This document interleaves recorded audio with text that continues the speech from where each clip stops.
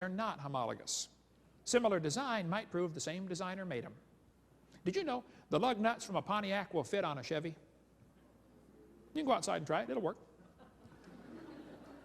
That proves they both evolved from a Honda 14 million years ago. Now look, it's a fact. It's a good observation when they say many animals have a similar four-limb structure. That is a good observation. I agree. Then they say they must have had a common ancestor. Oh, I disagree. This helps prove we all came from a rock. Oh, jump, frog, jump. Then they say we've got evidence from development. This one makes me angry, so I'm going to stay calm. We're going to do this in just a few more minutes, and then we're going to quit. Take a break.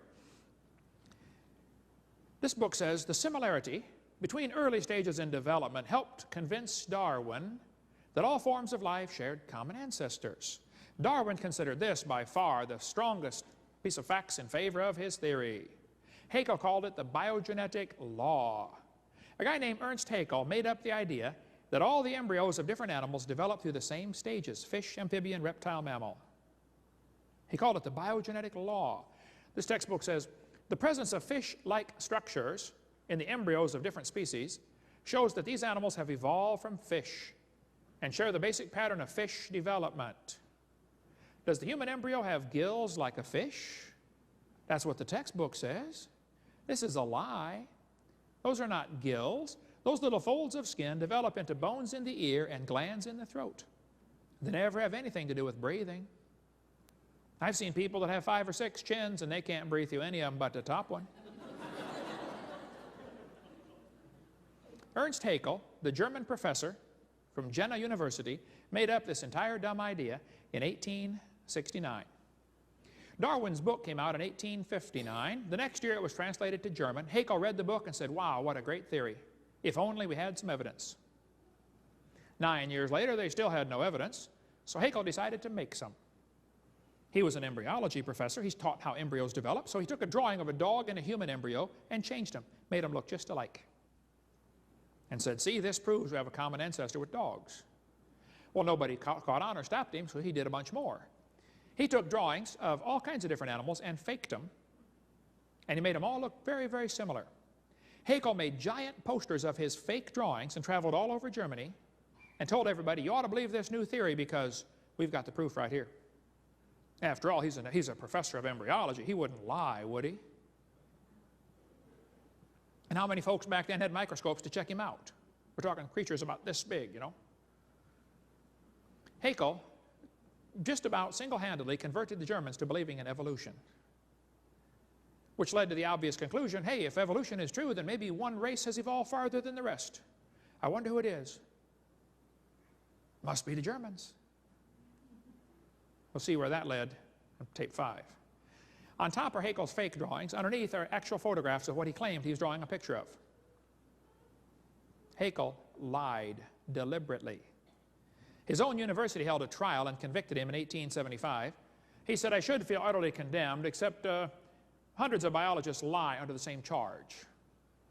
Everybody else lies, so it's okay for me to lie too. Haeckel's biogenetic law is as dead as a doornail, folks. It's not true. It never was true. Proven wrong, 1875. It's not true. He was convicted of fraud. His own university held a trial and convicted one of their own professors of lying. But his drawings are still used in textbooks in your county tonight. Proven wrong 125 years ago. Darwin wrote his book, 1859. He predicted evidence would be found. 1869, Haeckel faked the drawings. 1875, he was convicted of lying. But his drawings are still in textbooks 125 years later. Now, I know it takes a while for textbooks to get up to date. But I think 125 years is long enough. They're still teaching this stuff in textbooks all over the world. This one says, if proof of evolution from a common ancestor because of the gill slits on the human. This is simply a lie. Here's a year 2000 textbook teaching it. 2001 junior high textbook. The similarities provide evidence that these 3 animals evolved from a common ancestor. What similarities, teacher? Don't you see they have tiny gill slits? Folks, this is a lie. Why are we still teaching this to our kids? Here's a 2000 college textbook. Similar, humans and fish embryos resemble each other because humans and fish share a common ancestor. This college textbook says the human has gill pouches. Biology, Arms in Camp, one of the worst ones there is, shows a 5 to 6 week embryo, but then it says by 7 months, the fetus looks like a tiny normal baby, but it's not. It's not a baby at 7 months. Hello? It's a human at conception. Every doctor knows that.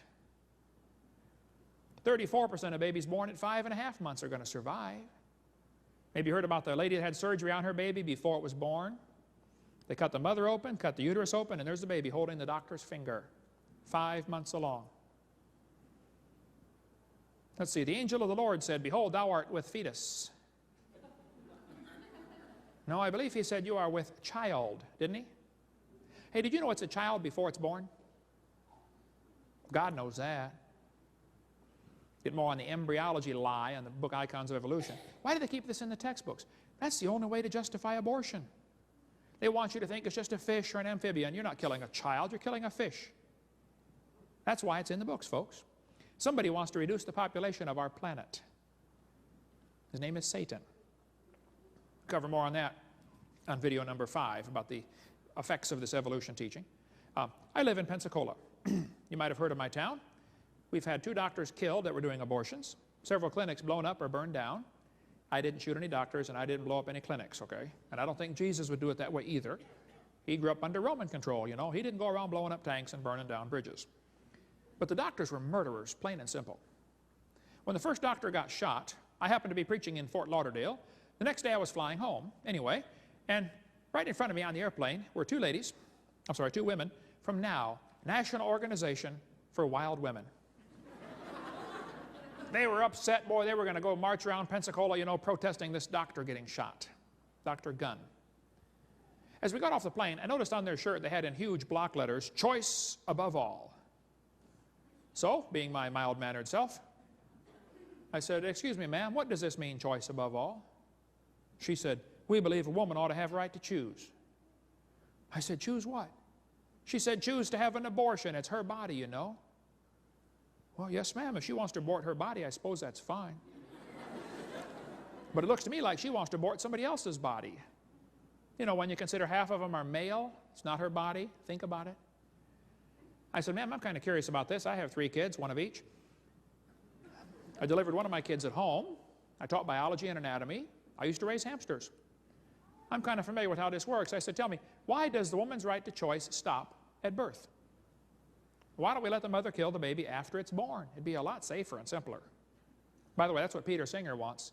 He's pushing for abortions up till the kid's 28 days old. You can decide if you want to keep it or not. Coming soon, folks. You watch for that one. I said, I got an idea. Let's extend abortion rights up until the kid's 2 years old. I know a lot of mothers with a 2-year-old that have thought about it a time or two. I won't ask you to raise your hand, but I know you're out there. Hey, let's extend abortion rights up until the kid is 18. I bet they'd behave a lot better. "All right, son, one more time and I'm going to abort you." "Hey, teacher, where's Johnny today?" "Oh, he didn't do his homework yesterday, so his mommy aborted him." Hey, grades would skyrocket, folks. Well, the ladies didn't want to talk about it anymore, I guess, because they left. And so I went and got my luggage, and I'm waiting talking to a cameraman. He showed up from Chicago to film this rally. I thought, now, wait a minute.